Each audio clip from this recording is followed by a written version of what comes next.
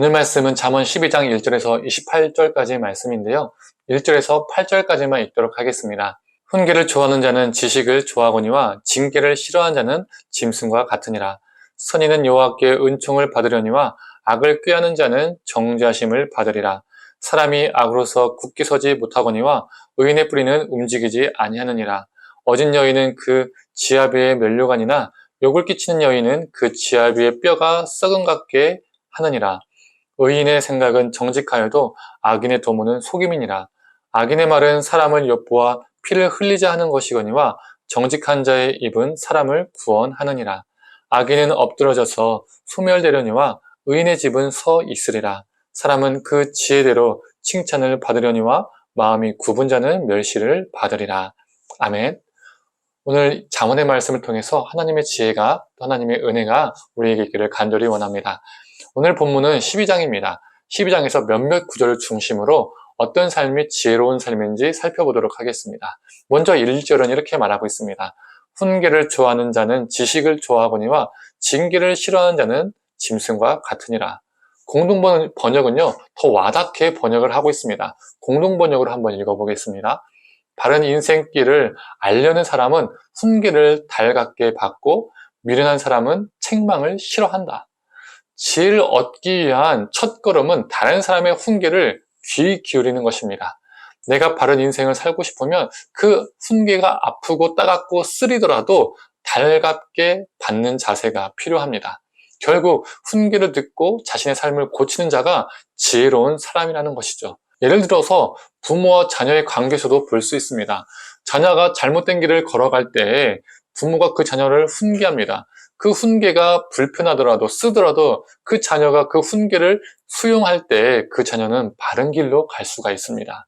반면 부모의 진심 어린 훈계를 멸시하고 무시하게 된다면 그 자녀는 계속 그릇된 길로 가게 되어 있죠.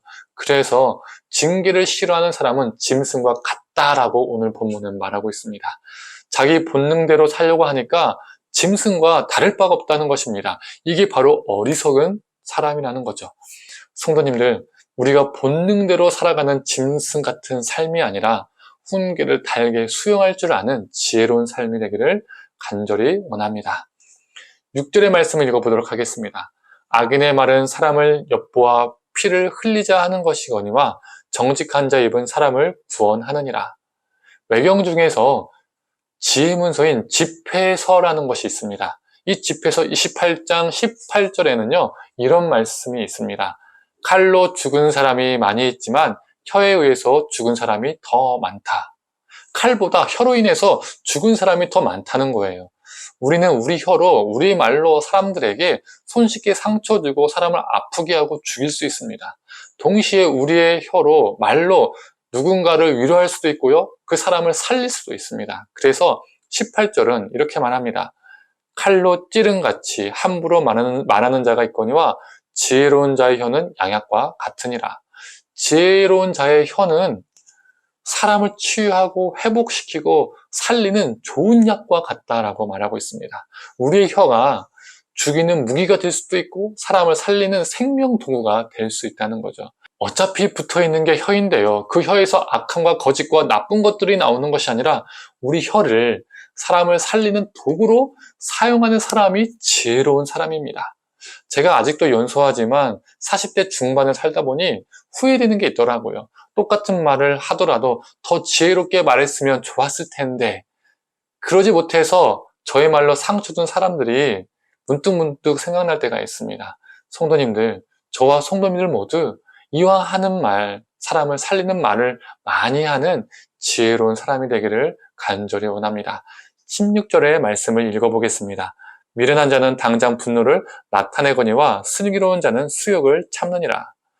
우리에게는 거룩한 분노가 필요합니다. 예수님도 거룩한 분노를 가지셨잖아요. 그런데 거룩한 분노가 아니라 너무 쉽게 별 이유 없이 분노하는 사람들이 있습니다. 그런 사람들은요, 분노를 폭발시키는 것이 상대방을 이기고 자신을 보호하는 길이라고 생각합니다. 그래서 너무 쉽게 흥분하고 화를 냅니다. 사람과 싸우려고 달려들어요.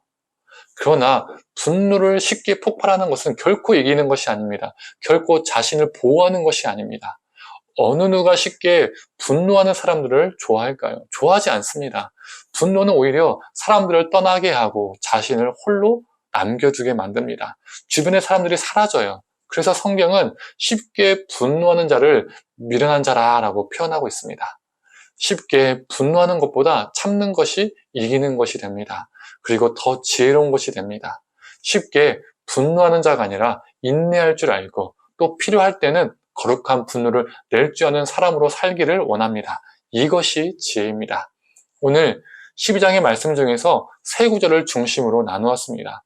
이 세 구절에 공통점이 있죠. 뭘까요? 눈치채셨습니까? 바로 말입니다. 말. 첫째, 훈계하는 말. 둘째, 사람을 살리는 말. 셋째, 분노의 말입니다. 훈계의 말을 듣는 것이 지혜입니다. 둘째, 우리의 입에서 악의 말이 아니라 사람을 살리는 말이 넘치는 것이 지혜입니다. 셋째, 그리고 분노의 말을 삼가하는 것이 지혜입니다.